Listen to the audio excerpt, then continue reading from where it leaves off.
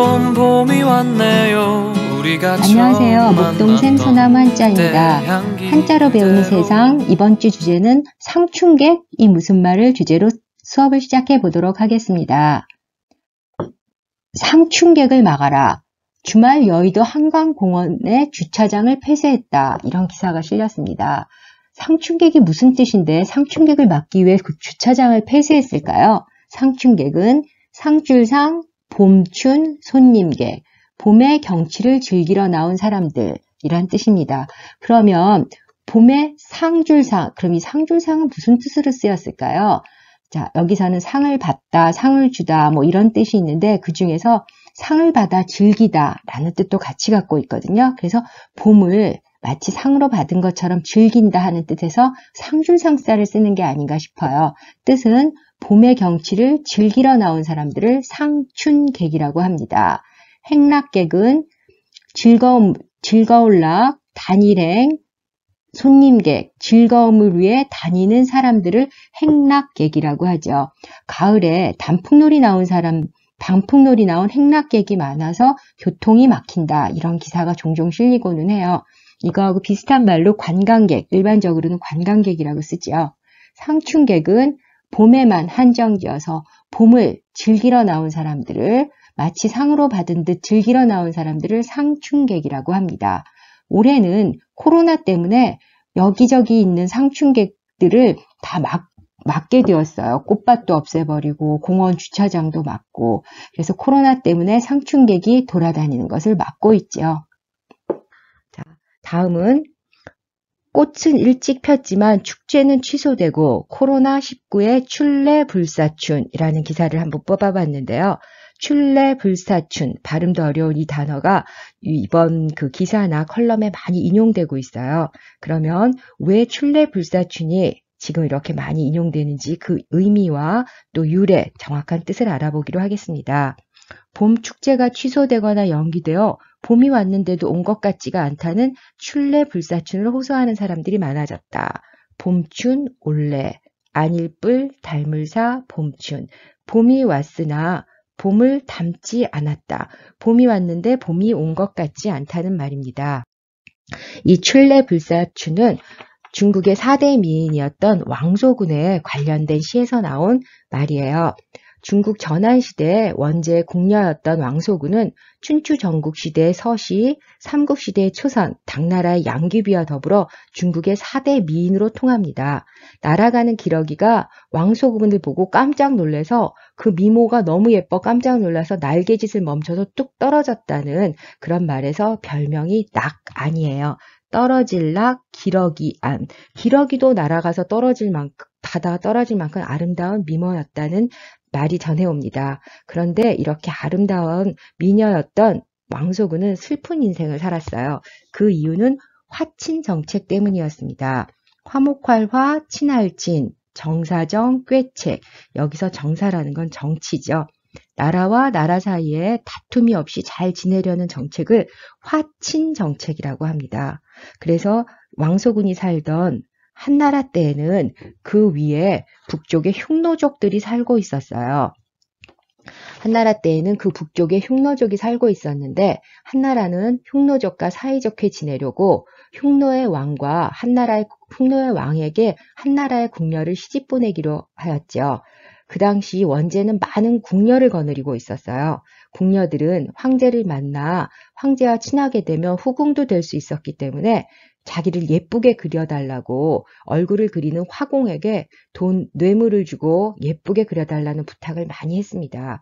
그런데 왕소군은 너무나 이뻤기 때문에 굳이 그렇게 뇌물을 주고 부탁할 필요가 없었던 것 같아요. 그래서 화공이 왕소군을 못생기게 그렸대요.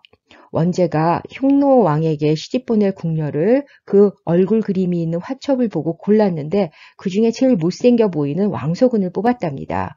흉노로 떠나던 날 왕소군을 직접 본 원제는 세상에 이렇게 예쁜 여자를 화공이 엉터리로 그려 오랑캐에게 시집 보내야 했기에 엄청 화가 났다고 해요. 그래서 이 화공은 죽임을 당하고 재산을 몰수당했다고 합니다. 하지만 결정된 상황이었기 때문에 왕소군은 머나먼 흉노의 땅으로 시집을 갈 수밖에 없게 되었어요.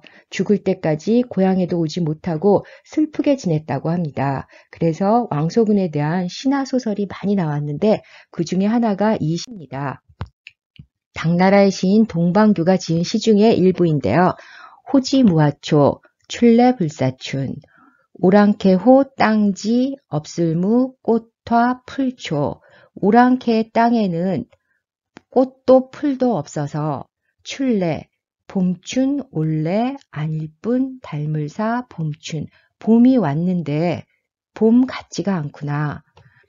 척박한 북쪽 땅에서 늘 살아야 했던 왕소군은 봄이 와도 꽃도 피지 않는 그런 곳을 보면서 이렇게 살았다는 시가 그 이후에 봄이 왔는데도 봄을 즐기지도 못하는 말로 많이 쓰이게 되었습니다.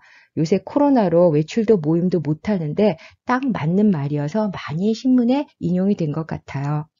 자, 다음은 봄에 많이 쓰이는 사자성어에 대해서 알아보겠습니다. 봄의 시작을 알리는 절기인 입춘에는 한 해의 행운과 건강을 기원하며 대문이나 기둥에 이런 글들을 써붙였는데 이런 것을 입춘방이라고 합니다. 요새도 상점문이나 집 앞에 이렇게 써붙이는 사람들이 있기는 해요.